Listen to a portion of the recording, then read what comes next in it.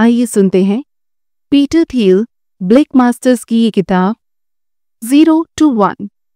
अध्याय 1, परिचय। एक ऐसा बिजनेस कैसे बनाया जाए जो दुनिया ने पहले कभी ना देखा हो, यही सवाल है जिससे लेखक इस किताब की शुरुआत करते हैं। ये किताब आम स्टार्टअप गाइड नहीं है, ये एक चुनौती है। कंपटीशन से बाहर निकलो, कुछ नया बनाओ। ये किताब आपको ये नहीं सिखाती कि मौजूदा आइडिया को कैसे बढ़ाएं, बल्कि ये बताती है कि आप कैसे 0 से 1 जा सकते हैं, यानी कुछ ऐसा बनाना जो पहले कभी नहीं था। आप जानेंगे क्यों मोनोपोली प्रतियोगिता से बेहतर होती है, कैसे सीक्रेट्स ढूंढे जाएं जिन्हें बाकी सबने अनदेखा किया, क्यों टाइमिंग, विजन और टीम टेक्नोलॉजी जितने ही जरूरी हैं। ये कोई नियमों की लिस्ट नहीं, बल्कि समय है सोच को नया मोड़ देने का और उस भविष्य को बनाने का जिसे कोई और देख भी नहीं पा रहा। अध्याय 2, मोनोपोली क्यों कंपटीशन से बेहतर है। आज की दुनिया में ज्यादातर लोग मानते हैं कि प्रतियोगिता यानी कंपटीशन ही सफलता की कुंजी है, लेकिन लेखक इस सोच को भ्रम मानते हैं। उनका मानना है कि असली इनोवेशन तब होता है जब आप कुछ ऐसा बनाते हैं जो किसी और ने नहीं किया है, जब आपके पास कोई प्रतियोगी यानी कॉम्पिटिटर ही ना हो। यही स्थिति एक मोनोपोली कहलाती है। मोनोपोली शब्द अक्सर नकारात्मक अर्थों में लिया जाता है, जैसे कि एक लालची कंपनी जो बाकी सबको खत्म कर रही हो। लेकिन लेखक कहते हैं कि अच्छी मोनोपोली जो नवाचार पर आधारित हो, समाज के लिए फायदेमंद होती है।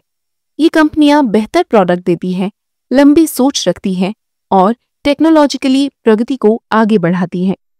इसका एक उदाहरण है गूगल, जिसने बाकी सभी सर्च इंजनों को पीछे छोड़ दिया क्योंकि उसका प्रोडक्ट बाकियों से कम 10 गुना बेहतर था। एक मजबूत मोनोपोली के 4 प्रमुख स्तंभ होते हैं। प्रोप्राइटरी टेक्नोलॉजी, ऐसी तकनीक जिसे कॉपी करना मुश्किल हो और जो दूसरों से कम 10 गुना बेहतर हो। नेटवर्क इफेक्ट्स, जहां हर नया यूजर प्रोडक्ट की वैल्यू को बढ़ा देता है, जैसे फेसबुक के साथ हुआ। इकोनॉमीज ऑफ स्केल, जितनी बड़ी कंपनी उतना कम खर्च प्रति कस्टमर। स्ट्रॉन्ग बॉन्डिंग, ऐसा नाम जिस पर लोग भरोसा करते हैं और जिसे छोड़ना नहीं चाहते, जैसे एप्पल। मोनोपोली वाली कंपनियां छोटी छोटी लड़ाइयां नहीं लड़ती, बल्कि लंबी दूरी की सोचती है। इसके विपरीत ज्यादा कंपटीशन वाले क्षेत्रों में कंपनियां केवल जिंदा रहने के लिए संघर्ष करती हैं, जैसे एयरलाइन इंडस्ट्री। वहीं मोनोपोली वाली टेक कंपनियां भारी मुनाफा कमाती हैं। लेखक का मुख्य संदेश है, अगर आपका स्टार्टअप मोनोपोली बनने का लक्ष्य नहीं रख रहा तो वो बहुत छोटा सोच रहा है। असली तरक्की कॉपी करने से नहीं, कुछ नया बनाने से आती है, यानी 0 to 1 की दिशा में बढ़ने से। आप अगले अध्याय में जानेंगे कि कैसे छुपे हुए सीक्रेट्स को पहचानकर और उन पर विश्वास करके आप सफलता की नई ऊंचाइयों तक पहुंच सकते हैं। अध्याय 3, सीक्रेट्स, इनोवेशन और भविष्य को अलग नजरिए से देखना। हर बड़ी कंपनी की नींव किसी न किसी सीक्रेट पर टिकी होती है, ऐसा सच जिसे बहुत कम लोग जानते हैं या मानते हैं। लेखक के अनुसार आज भी दुनिया में ऐसे कई रहस्य छिपे हैं, लेकिन ज्यादातर लोग उन्हें ढूंढने की कोशिश ही नहीं करते। इसकी वजह है एक आम सोच कि जो भी खोजा जाना था वो पहले ही खोजा जा चुका है। लेखक इस सोच को चुनौती देते हैं। अगर आप एक सफल स्टार्टअप बनाना चाहते हैं तो आपको ऐसा सच ढूंढना होगा जिसे बाकी लोग नजरअंदाज करते हैं या अस्वीकार करते हैं। इसके लिए 2 चीजों की जरूरत होती है, सोच की स्वतंत्रता और समाज की सामान्य मान्यताओं को चुनौती देने का साहस। इसी सोच के चलते लेखक इंटरव्यू में एक सवाल पूछते हैं, ऐसा कौन सा महत्वपूर्ण सच है जिससे ज्यादातर लोग आपसे सहमत नहीं होंगे। इस सवाल का अच्छा जवाब वही दे सकता है जो खुद से सोचता है, और वही सोच इनोवेशन की ओर ले जाती है।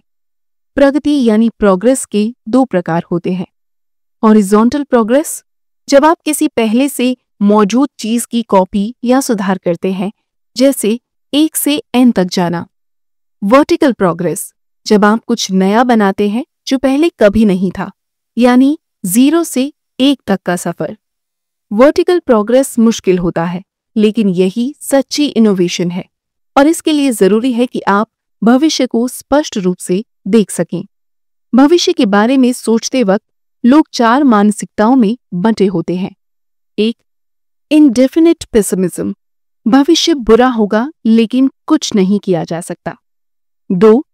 डेफिनिट पेसिमिज्म, भविष्य बुरा होगा इसलिए तैयार रहो। 3. डेफिनिट ऑप्टिमिज्म, भविष्य अच्छा होगा और हम उसे प्लान के जरिए हासिल करेंगे। 4. इंडेफिनिट ऑप्टिमिज्म, भविष्य अच्छा होगा लेकिन कोई ठोस योजना नहीं। आज की दुनिया ज्यादातर इंडेफिनिट ऑप्टिमिज्म पर जीती है। लोग मानते हैं कि सब अच्छा होगा, लेकिन दिशा नहीं होती। इसलिए कंपनियां कुछ नया करने की बजाय वही पुरानी चीजें थोड़ा थोड़ा सुधारती रहती हैं। लेखक मानते हैं कि हमें फिर से डेफिनिट ऑप्टिमिज्म को अपनाने की जरूरत है। विश्वास कि हम भविष्य को बेहतर बना सकते हैं और उस दिशा में ठोस कदम भी उठा सकते हैं। असल इनोवेशन तब शुरू होती है जब आप नकल छोड़कर कुछ नया सोचने और करने की जिम्मेदारी लेते हैं। अगले अध्याय में आप जानेंगे कि अगर आपकी टीम, संस्कृति और कंपनी स्ट्रक्चर सही नहीं है तो सबसे अच्छे आइडिया भी फेल हो सकते हैं। अध्याय 4, लोग, संस्कृति और टकराव। चाहे आइडिया कितना भी बेहतरीन क्यों ना हो, अगर उसकी नींव कमजोर है तो वो जरूर गिर जाएगा।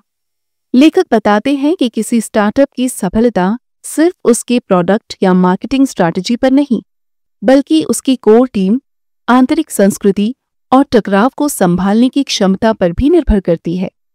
स्टार्टअप शुरू करते समय सबसे महत्वपूर्ण निर्णय होता है सही को फाउंडर चुनना। एक स्टार्टअप किसी लॉन्ग टर्म रिलेशनशिप जैसा होता है।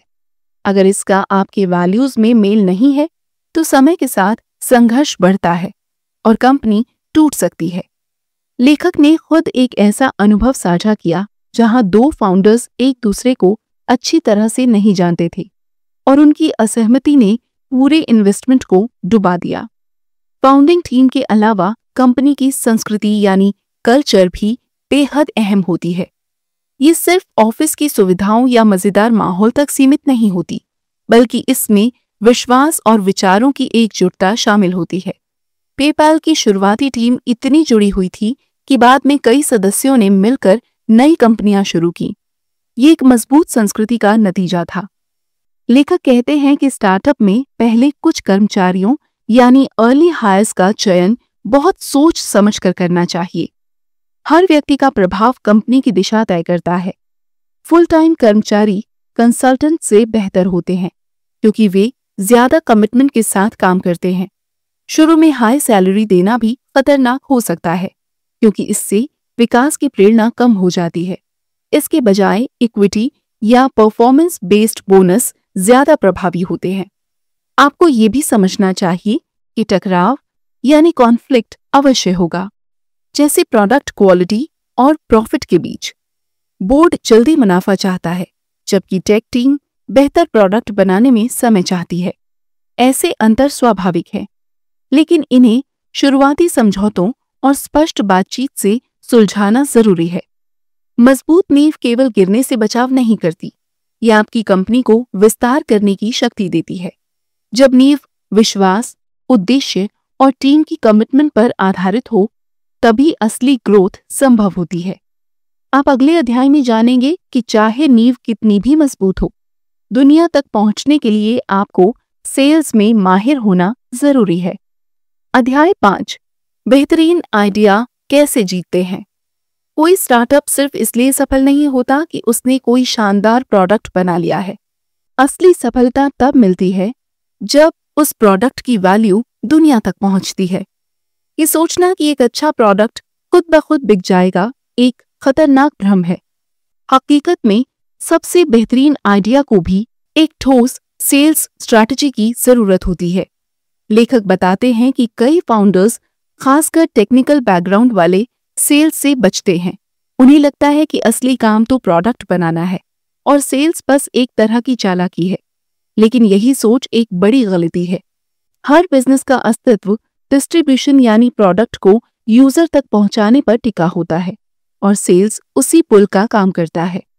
सेल्स के अलग अलग प्रकार होते हैं जो अलग अलग प्रोडक्ट के लिए उपयुक्त होते हैं। एक, कॉम्प्लेक्स या हाई वैल्यू सेल्स। जब आपका प्रोडक्ट बहुत महंगा होता है जैसे सॉफ्टवेयर या इंडस्ट्रियल टेक्नोलॉजी, तो खुद सीईओ को क्लाइंट से डील करनी पड़ती है।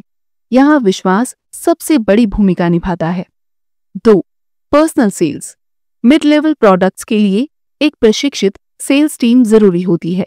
उदाहरण के लिए बॉक्स कंपनी ने शुरू में स्टैनफोर्ड स्लीप क्लिनिक को टारगेट किया और बाद में यूनिवर्सिटी में फैल गया। 3, मार्केटिंग और एडवर्टाइजिंग। कंज्यूमर प्रोडक्ट्स के लिए ये तरीका काम आता है, लेकिन स्टार्टअप्स को बड़े ब्रांड से टक्कर लेने के बजाय छोटे और सटीक टारगेट मार्केट्स पर ध्यान देना चाहिए। 4, वायरल मार्केटिंग। जब यूजर्स खुद ही प्रोडक्ट की मार्केटिंग करते हैं, जैसे फेसबुक के मामले में हुआ, ये सबसे सस्ता और असरदार तरीका हो सकता है। हर सेल्स चैनल के साथ एक कस्टमर को प्लेटफॉर्म पर लाने की कीमत जुड़ी होती है और उसे ध्यान में रखकर रणनीति बनानी चाहिए। शुरुआत छोटे पैमाने पर करें, जो काम करे उसे पहचानें और फिर स्केल करें। लेखक मानते हैं कि हर फाउंडर एक सेल्स पर्सन होता है, चाहे वो निवेशकों को मनाना हो, टीम बनानी हो या यूजर्स को आकर्षित करना हो। अगर आप अपने विजन को बेच नहीं सकते, तो चाहे आपकी टेक्नोलॉजी कितनी भी अच्छी हो, कंपनी नहीं टिकेगी। आप अगले अध्याय में जानेंगे कि टेक्नोलॉजी तभी सच्चा प्रभाव डालती है जब उसे एफर्ट्स के साथ सही समय पर जोड़ा जाए। अध्याय 6, टेक्नोलॉजी, टाइमिंग और ह्यूमन मशीन साझेदारी की ताकत। सिर्फ टेक्नोलॉजी से सफलता की गारंटी नहीं मिलती। कई स्टार्टअप ये मान लेते हैं कि अगर उन्होंने कोई एडवांस टूल या प्लेटफॉर्म बना लिया है तो वो अपने आप सफल हो जाएंगे, लेकिन अगर सही टाइमिंग और एफर्ट के साथ उसका सही तालमेल ना हो तो बेहतरीन टेक्नोलॉजी भी फेल हो सकती है। लेखक बताते हैं कि स्टार्टअप को ये नहीं पूछना चाहिए कि क्या मशीन इंसानों की जगह ले सकती है, बल्कि ये पूछना चाहिए कैसे इंसान और मशीन मिलकर ज्यादा बेहतर काम कर सकते हैं। मशीन और इंसान की क्षमताएं अलग होती हैं। मशीनें बड़े डेटा को तेजी और सटीकता से प्रोसेस कर सकती हैं, जबकि इंसान निर्णय लेने, क्रिएटिव सोच और समझने में बेहतर होते हैं। सबसे शक्तिशाली इनोवेशन वहीं होता है जहां ये दोनों क्षमताएं एक साथ आती हैं। इसका एक बेहतरीन उदाहरण है पेपैल। जब कंपनी फ्रॉड से जूझ रही थी, तो उन्होंने केवल एल्गोरिदम पर भरोसा नहीं किया। उन्होंने एक हाइब्रिड सिस्टम बनाया जिसमें मशीनें संदिग्ध एक्टिविटी को पकड़ती थीं और फिर इंसानी एनालिस्ट्स उसे गहराई से जांचते थे। मशीन और इंसान की इस साझेदारी ने पेपैल को धोखाधड़ी रोकने में बहुत कारगर बनाया।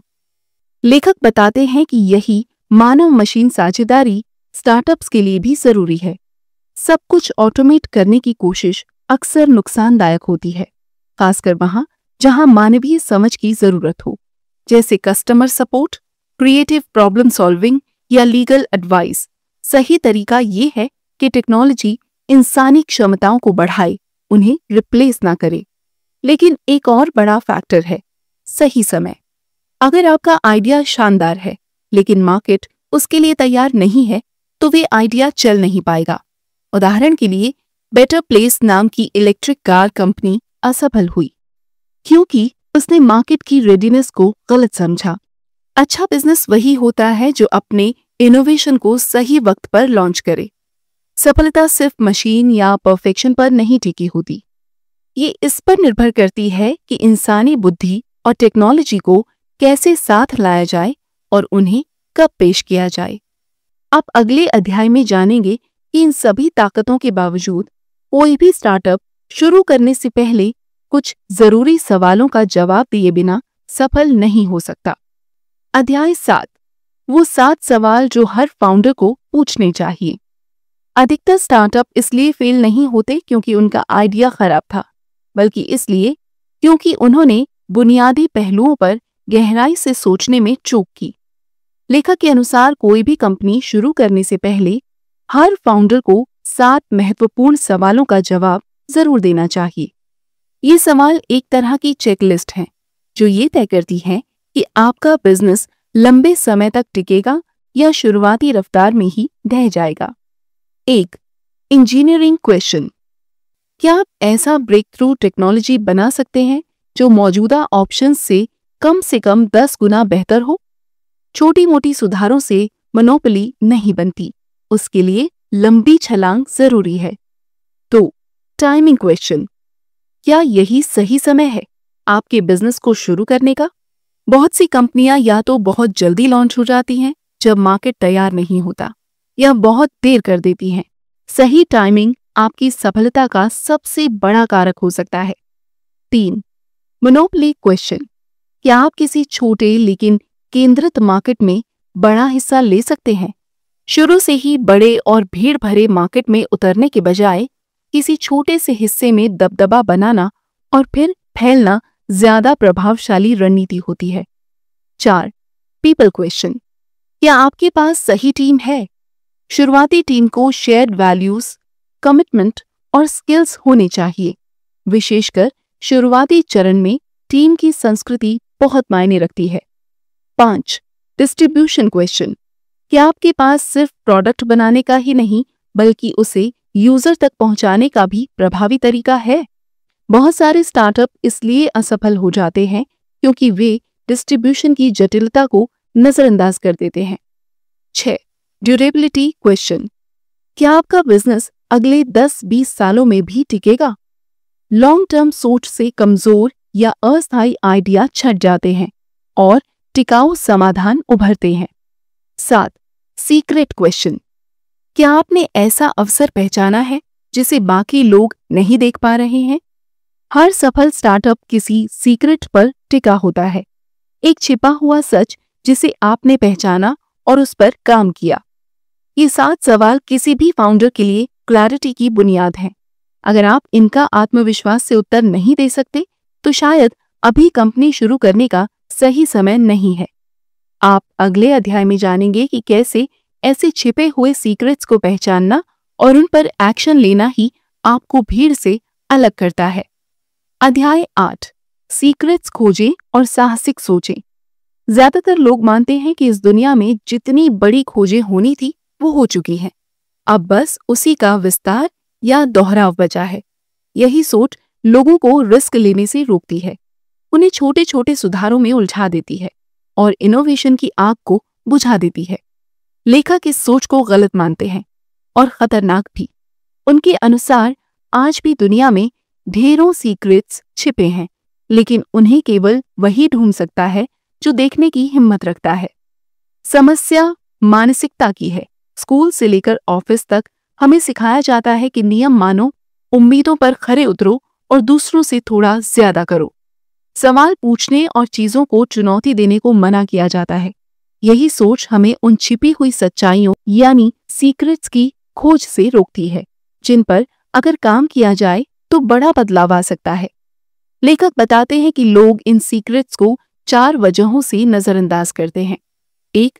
छोटे छोटे कदमों को प्राथमिकता। समाज धीरे धीरे बढ़ने को ही सफलता मानता है। 2. फेल होने का डर। नया सोचने में जोखिम है और लोग अस्वीकृति या मजाक से डरते हैं। 3.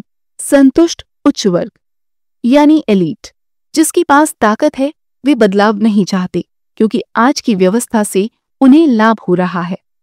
4. सब कुछ खोजा जा चुका है वाली सोच। ये मान लेना कि अगर कुछ महत्वपूर्ण बाकी होता तो अब तक कोई और खोज चुका होता।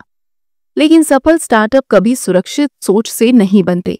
वे तब बनते हैं जब कोई व्यक्ति ऐसा सीक्रेट देख लेता है जिसे बाकी सबने अनदेखा किया होता है और उस पर काम करता है। यही 0 to 1 जाने का असली रास्ता है। पहले से मौजूद चीज को बेहतर बनाना नहीं, बल्कि नई चीज को जन्म देना। गूगल एक और सर्च इंजन नहीं था, उसने दुनिया की जानकारी को व्यवस्थित करने का बिल्कुल नया तरीका खोजा। स्पेस एक्स ने रॉकेट की लागत को स्वीकार नहीं किया, उसने उसे दोबारा इस्तेमाल करने की कल्पना की। भविष्य उनका है जो आम राय को चुनौती देते हैं और मानते हैं कि सबसे अच्छा अभी आना बाकी है। सीक्रेट्स वही मिलते हैं जहां कोई और नहीं देख रहा होता। आपको वही सोचना होगा जो कोई और नहीं सोच रहा, और वही बनाना होगा जो कोई और नहीं बना रहा। अध्याय 9, सारांश। अब आप जानते हैं कि असली सफलता किसी भीड़ में सबसे आगे आने से नहीं, बल्कि खुद की एक नई दुनिया बनाने से आती है। आपको किसी की अनुमति की जरूरत नहीं, सिर्फ साफ सोच, साहस और एक ऐसा विजन चाहिए जिसे दुनिया अभी नहीं समझती। याद रखें, पहले किसी छोटे मार्केट में मोनोपोली बनाओ, फिर स्केल करो। ऐसा सीक्रेट खोजो जिस पर कोई और ध्यान नहीं दे रहा। टेक्नोलॉजी से ज्यादा जरूरी है उसे बेचना और अपनाना। लेखक कहते हैं कि प्रतिभाशाली सोच दुर्लभ है, लेकिन साहस उससे भी ज्यादा। भविष्य कोई ऐसी चीज नहीं है जो अपने आप घटे, ये वो चीज है जिसे आप खुद बनाते हैं। आपने अब इस सफर को पूरा किया, प्रतियोगिता से बचने से लेकर मोनोपोली बनाने, सीक्रेट्स खोजने और भविष्य को दोबारा गढ़ने तक। अब बारी आपकी है। बोल्ड सोचें, जानबूझकर कदम उठाएं और 0 to 1 की दिशा में आगे बढ़ें। आप सुन रहे थे 0 to 1, जिसके लेखक हैं पीटर थियल, ब्लेक मास्टर्स। सुनते रहिए और हर रोज आगे बढ़ते रहिए।